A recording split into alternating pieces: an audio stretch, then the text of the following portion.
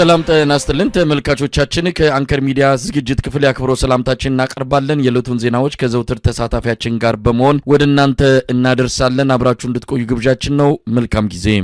በተለያዩ አካባቢዎች የህዝባዊ እምቢተኝነት ዳርዳር እያለ እንዳለ ነው። በሲዳማ፣ በሀዲያ፣ በቤኒሻንጉል፣ በኦሮሚያ በአንዳንድ አካባቢዎች ያው አፋርም ጉዳዩ ሌላ ቢሆንም ህዝባዊ እምቢተኝነት ተጀምሯል። ትግራይም ያለው ሁኔታ ይታወቃል። አማራ ክልል እንደዚሁ መላ ሀገሪቱ አብይ አህመድ ሊቆጣጠረው በማይችል በተለያዩ የህዝብ ጥያቄዎች ወደፊት እየገፋ መጥቶ አሁን ከቤት ውስጥ ከማጉረምረምና እንደዚሁ ከትንንሽ እንቅስቃሴዎች አሁን ወደ ገዘፈውና ወደ አደባባይ እየመጣ እንዳለ እያየን ነው። አሁን የአብይ አህመድ አገዛዝ መላቀጡ ጠፍቶታል። ማጣፊያውን ያጠረው ምን ማድረግ እንዳለበት ማያቅም። ያው በአዲስ አበባ ባለው ሁኔታ እያፈሰ ወደ እስር ቤት ነው እንዳለ። መጋዘኖች፣ የተለያዩ ባለሀብቶች እንደዚሁ ለእህል ብለው ያሰሯቸው የትልልቅ ግዙፍ መጋዘኖች በአሁን ሰዓት የኢትዮጵያውያን መታጎሪያና መታፈያውን ነው። አዲስ አበባ ላይ ነው አብይ አህመድ አቅም አለኝ ብሎ በወታደራዊም በደህንነትም በተለያዩ የጸጥታ መዋቅር ራሱን አጥሮ ሀገር እየመራው ነው እያለ ያለው። ይሄው አዲስ አበባ እየተንኳኳች ነው እየመጣን ነው እያሉ ነው። እየመጣን ነው ያሉትን አሻግሮ ሲመለከት ከመሃል አዲስ አበባ ህዝቡ ተቃውሞ ሊያሰማ የሚችልበት ሁኔታ እየታየ ነው። የሹፌሮቹ ጥያቄ እንደው የራሳቸው ጥያቄ ቢሆኑም በቀላሉ የሚታይ አይደለም። ስለዚህ ምን እንጠብቃለን በቀጣይ? አዲስ አበባን ሙሉ በሙሉ ለመቆጣጠር ከፍተኛ የሆነ ትንቅንቅ እያደረገ ነው። እውነት ለመናገር አዲስ አበባ ከተማ ከሌሎች ክልሎች ከኦሮሚያ ክልል፣ ከአማራ፣ ከአፋር፣ ከሶማሌ ክልል ንግድ ባለመኖሩ የስራ እንቅስቃሴ በመሞቱ አዲስ አበባ ከተማ እንደ የተረፈ ምግብም እንኳን አግኝቼ በረንዳ ላይ አድሬ የቀን ስራ ሰርቼ ግንባታ ውስጥ ተሳትፌ የቀን ገቢ አግኝቼ እኖራለሁ ያለ ወጣት አዲስ አበባ ላይ መጥቶ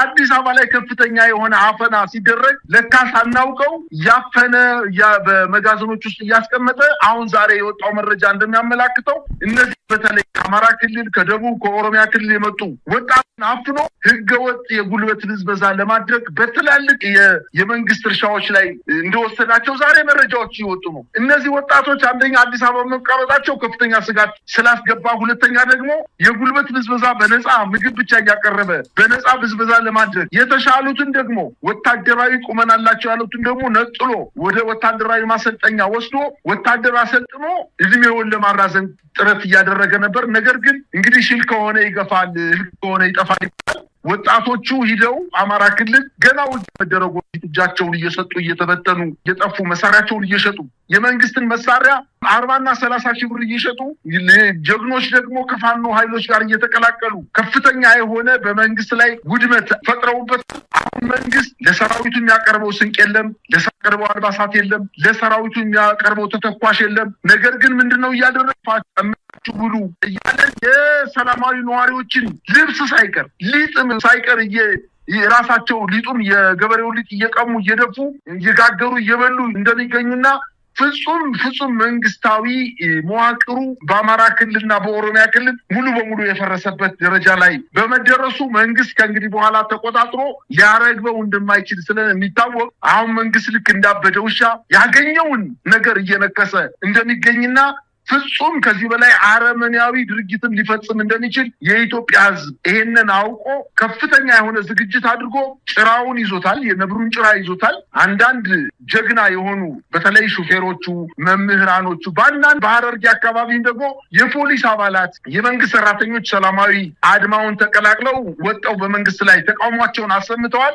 ከዚህ መመለስ ወደኋላ መመለስ ዋጋ ያስከፍላል። ስለዚህ የነብሩን ጭራ ይዘዋል። ይሄን ጭራ ይዘው እስከ መጨረሻው ገደል ገብቶ እስከሚቀበር ድረስ ተከትለው አብረው ተላፍተው ማሸነፍ መቻል እንዳለባቸው ነው ማሳሰብ የምፈልገው። ከዚህ ውጪ ያለ አማራጭ በሙሉ የኢትዮጵያን ህዝብ ብትንትን የሚያደርግ አይነት መንግስት በመሆኑ ይሄን አውቆ የኢትዮጵያ ህዝብ ወደ ትግል ወደ ዋናው ወደ ማይቀረው አማራጭ ወደ ሌላው ትግል ውስጥ መግባት እንዳለበት ነው ማሳሰብ የምፈልገው። ነገር ግን መንግስት የመጨረሻ ፈረስ ሲሞት እግሩ እንደሚያፈራግጠው አሁን መፈራገጥ ደረጃ ላይ እንደደረሰ ነው ማየት ቻልኩት። መሳይ እንግዲህ የተለያዩ የህብረተሰብ ክፍሎች ናቸው አሁን ተቃውሞ እያሰሙ ያሉት።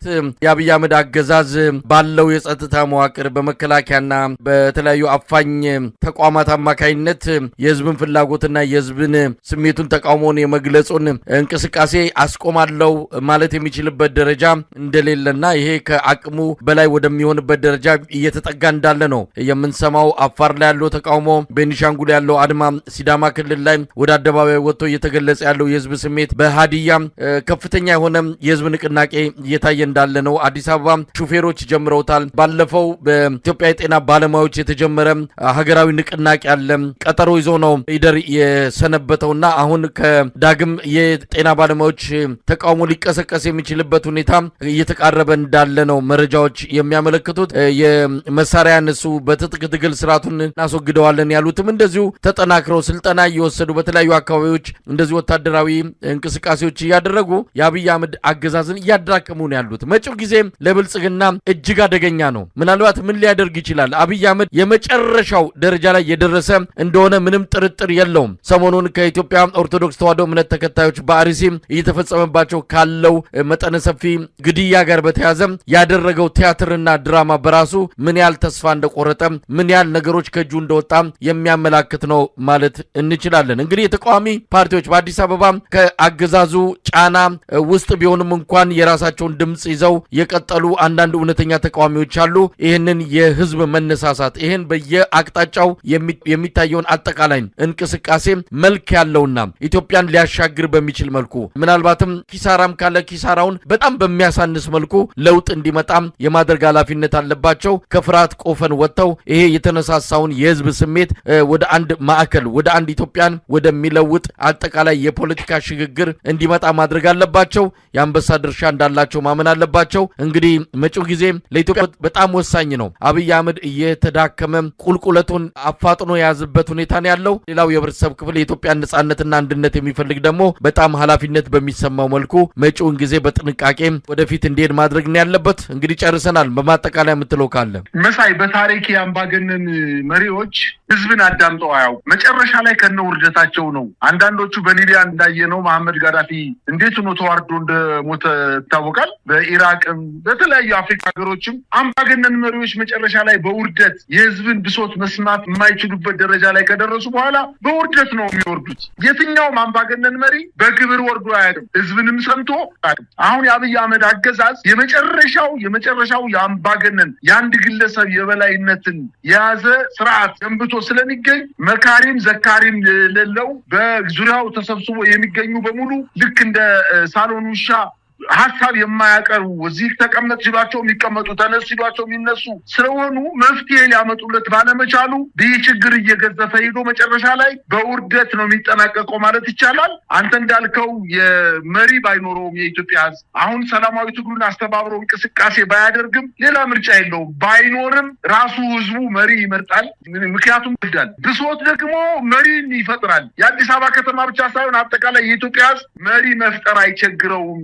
ከብሶቱ አንጻር መሪ ፈጥሮ ታግሎ ይህን ስርዓት የሚያስወግድበት ጊዜ ሩቅ እንዳልሆነ ይታየኛል ነው ማለት የምችለው መሳይ።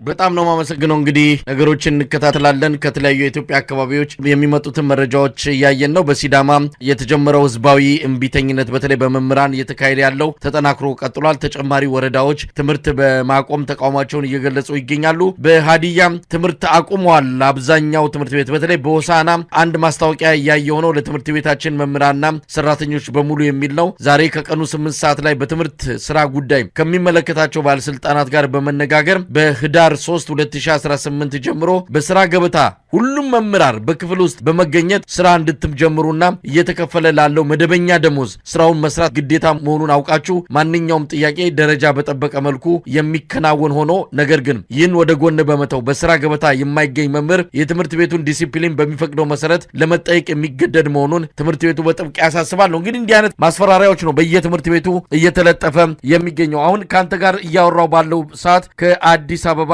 አንድ መረጃ እየደረሰኝ ነው። ኮርዶቫ አካዳሚ ይባላል። የኮርዶቫ አካዳሚ ለወላጆች ለተማሪዎች ወላጆች ያስተላለፈው መልእክት ነው። ሰላም በእናንተ ላይ ይሁን። ከትምህርት ጽሕፈት ቤት በተጠየቅነው መሰረት ዝቅተኛ ገቢ ላላቸው ማህበረሰባችን ለመርዳት የሚውል በተማሪ 30 ብር ስለተጠየቅን ለልጆቻችሁ ሰጥታችሁ እንድትልኩልን በትህትና እንጠይቃለን ነው። እንግዲህ ተማሪዎች አዋተው ዝቅተኛ ገቢ ለሚያገኙ የማህበረሰብ ክፍሎች እንደዚሁ ገንዘብ ለመስጠት ግዴታ ተጥሎባቸዋል። ትምህርት ቤቶች እጅግ በጣም የሚያሳዝን ነው። አብይ አህመድ እዚህ አይነት አደጋ ላይ ነው እየጣለንና በጣም የሚያሳዝን ነው። በሲዳማ ያለውን ሁኔታ በተመለከተ አሁንም መረጃ እየደረሰን ነው። የቦና ወረዳና የሻፋሞ ወረዳ መምህራን ወደ ተቃውሞ መግባታቸውን የሚገልጽ መልእክት ነው የላኩልን። እንግዲህ ህዝባዊ እምቢተኝነት ኢትዮጵያ ውስጥ ተጀምሯል ማለት ይቻላል። ይህን አቀናጅቶ ስርዓቱን ለማስወገድ በሚያስችል መልኩ ንቅናቄውን ማሳደግ ይገባል። የፖለቲካ ፓርቲዎች፣ የሲቪክ ተቋማት፣ ሚዲያዎች እዚህ ላይ ርብርብ ማድረግ ይጠበቅባቸዋል። ቀጣዩ ጊዜም ለኢትዮጵያ ወሳኝ መሆኑ ነው ለመግለጽ የምፈልገው። መሳይ እንዲሁ በአንድ አረፍተ ነገር ብቻ ሀሳባችንን እንዝጋው ይመስለኛል። የሞኝ ለቅሶ መልሶ መላልሶ ይላል አባቶች ሲተርቱ። ይሄ ስርዓት ጅል ስርዓት ነው። በቃ የመፍትሄ ስርዓት ስላልሆነ ሁሉ ጊዜ የሚከተለው መንገድ አንድ መንገድም ነው። አንድ ሰው አንድ መንገድን ተከትሎ መፍትሄ ካላመጣ፣ ሁለተኛ ያን መንገድ ተከትሎ መፍትሄ ካላመጣ መንገዱ ነው መቀየር ያለበት፣ ሀሳቡን ነው መቀየር ያለበት። በየትኛው መንገድ ብሄድ ነው ችግሮች የምፈታው ብሎ ማለት አለበት። ሁሉ ጊዜ ማታለል፣ ሁሉ ጊዜ ማጭበርበር፣ ሁሉ ጊዜ መሸወድ እንደ መንግስት ፍጹም የሚያስኬድ አይደለም። ሐኪሞችን ሸወደ፣ መምህራንን ሸወደ፣ የመንግስት ሰራተኛን ሸወደ፣ ወታደሮችን ሸወደ፣ አጠቃላይ የኢትዮጵያን ነጋዴ ሹፌሮችን ሸወደ። የሽወዳ ስርዓት የትም አያደርስም፣ አያዛልቅም፣ አያስኬደውም። ስለዚህ እውነቱን ተጋፍጦ ከዚህ ህዝብ ጋር መታረቅ ነው ያለበት። ይህ ስርዓት እኔ በመንግስት ባለስልጣን በክብር ወርጄ ለኢትዮጵያ አስተዋጽኦ አደርጋለሁ ብሎ አሁን ጥያቄ ሊሆንም አይችልም። ሰዎች በጅምላ እየተገደሉ በሚቀበሩበት ሀገር ላይ የሃይማኖት ተቋማትን በእጁ ይዞ ይህንን ዋና ወንጀል ለመሸፈንና እኔ እጄ የለበትም ለማለት ከፍተኛ ጥረት እያደረገ ያለ ስርዓት ከዚህ ስርዓት ምንም የሚጠበቅ ነገር ባለመሆኑ እንዲሁ የኢትዮጵያ ህዝብ ከስርዓቱ ምንም አይመጣም ብሎ ይህን ስርዓት አውርዶ መጣል፣ ከጫንቃው ላይ አውርዶ ጥሎ መቅበር ነው ያለበት ነው ማለት የምችለው። መሳይ በጣም አመሰግናለሁ። ሁኔታዎችን እንከታተላለን። ነገሮች በፍጥነት እየተቀያየሩ ነው። በተለያዩ የኢትዮጵያ አካባቢዎች በአራቱም ማዕዘናት ህዝባዊ ንቅናቄዎች ሊካሄዱ ይችላሉ። አገዛዙ ደሞዝ አልከፈለም። አሁንም ደሞዝ መክፈል ሳይችል ቀርቶ ከሐምሌ ጀምሮ ከአዲሱ የበጀት ዓመት ከሐምሌ፣ ነሐሴ፣ መስከረም፣ ጥቅምት አራተኛ ወር አልፏል ደሞዝ ሳይከፈል። አሁን ህዳር ላይ ነው ያለነው። ስለዚህ አገዛዙ መደበኛ ደሞዝ እንኳን መክፈል ያልቻለባቸው አካባቢዎች እንዳሉ ነው የሰማነው። እንኳን ጭማሪውን ለመክፈል አሁን ጭማሪውም ይከፈለን የሚሉ ድምጾች እየበረከቱ ነው። አብይ አህመድ ማጣፊያው አጥሮታል። ሀገር መምራት አልቻለም። አሁን ነው የኢትዮጵያ ህዝብ ሆ ብሎ ይህንን ስርዓት ማስወገድ የሚገባው። እንግዲህ ምከረው እምቢ ካለ መከራ ይምከረው ነው። የኢትዮጵያ ህዝብ መክሮታል፣ ዘክሮታል፣ ታግሶታል። አሁን የመጨረሻው ምዕራፍ ላይ ይገኛል። እንግዲህ አብረን የምናየው ይሆናል። በጣም ነው ማመሰግነው። እኔም አመሰግናለሁ።